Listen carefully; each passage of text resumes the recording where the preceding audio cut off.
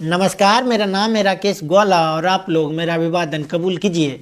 साथियों, हाल में जारी हुई वर्ल्ड इनइक्वालिटी रिपोर्ट 2026 के मुताबिक भारत दुनिया के सबसे असमान देशों में एक बन चुका है।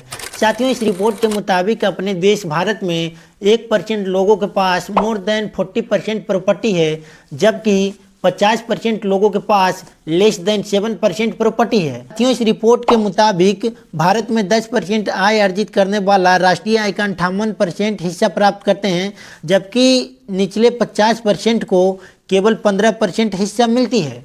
साथियों, बीए इस रिपोर्ट के अनुसार इस 1% अमीर लोगों में 90% अपर कास्ट के लोग भरे हैं। यह इंटरेस्टिंग फैक्ट है और कहीं ना कहीं ये सवाल करने वाला पॉइंट है। अब साथियों, अब होती है रिपोर्ट की बात खत्म। अब प्रधानमंत्री नरेंद्र मोदी का ये भाषण सुनिए। हम बहुत तेजी से टॉप 3 इकोनॉमी बनने की। साथियों, इस भाषण में प्राइम मिनिस्टर मोदी जी कह रहे हैं कि अपना देश भारत दुनिया की सबसे बड़ी 5वीं अर्थव्यवस्था बन चुकी है और तीसरी बहुत जल्द बनने वाली है।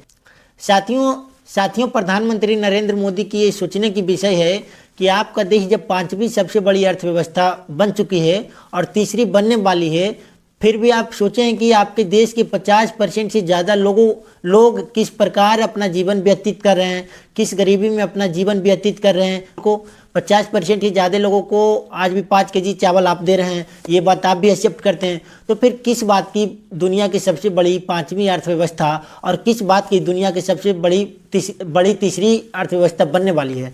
साथियों, प्राइम मिनिस्टर नरेंद्र मोदी के ये वीडियो जरा देखिए।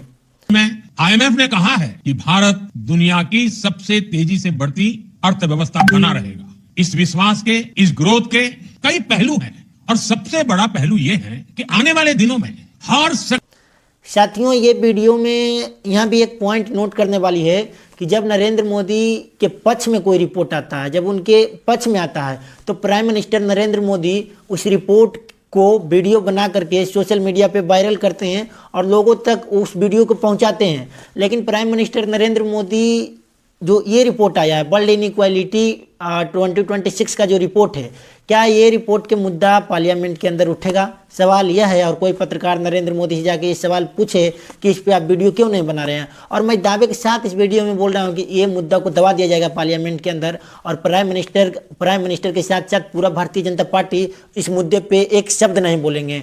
ना बोलने का कारण यह है क्योंकि इनके पास तार्किक जवाब नहीं है। इस सवाल के ये तर्क नहीं दे पाएंगे, इस बात को आप समझिए। साथियों, कुछ दिन पहले डोनाल्ड ट्रंप भारत को डेड इकोनॉमी कह दिए थे और जब उन्होंने डेड इकोनॉमी कहे थे, तब इस देश के विपक्षी दल के सबसे बड़े नेता राहुल गांधी जी डोनाल्ड ट्रंप के साथ अपना सहमति जता दिए थे। तब भारतीय जनता पार्टी के कन्याकुमारी से कश्मीर तक जितने लीडर हैं सब राहुल गांधी को पप्पू कहने लगे थे और राहुल गांधी जी को अपशब्द भाषा से सूचित कर रहे थे और उनको ना जाने क्या क्या इन लोगों ने नहीं बोले। लेकिन क्या अभी कन्याकुमारी से कश्मीर तक जितने लीडर हैं वो कहाँ हैं? इस मुद्दे पर कोई बोलेंगे? नहीं बोलेंगे।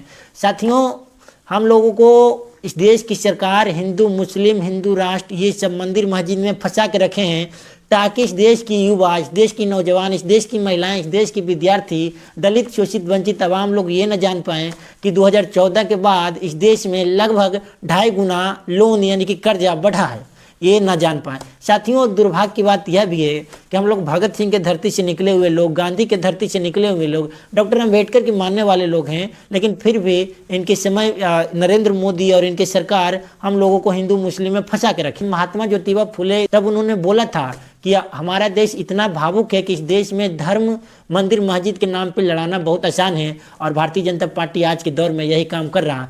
साथियों, इस देश के लोगों को यह समझने की ज़रूरत है कि देश किस डायरेक्शन में जा रहा है, आने वाले समय में इस देश में क्या होगा।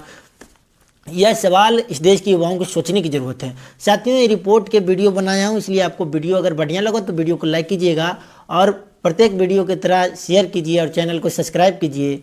साथियों, धीरे धीरे यूट्यूब पे ये कारवां बढ़ रहा है और ये कारवां बढ़ते ही रहेगा। बहुत बहुत धन्यवाद, आभार।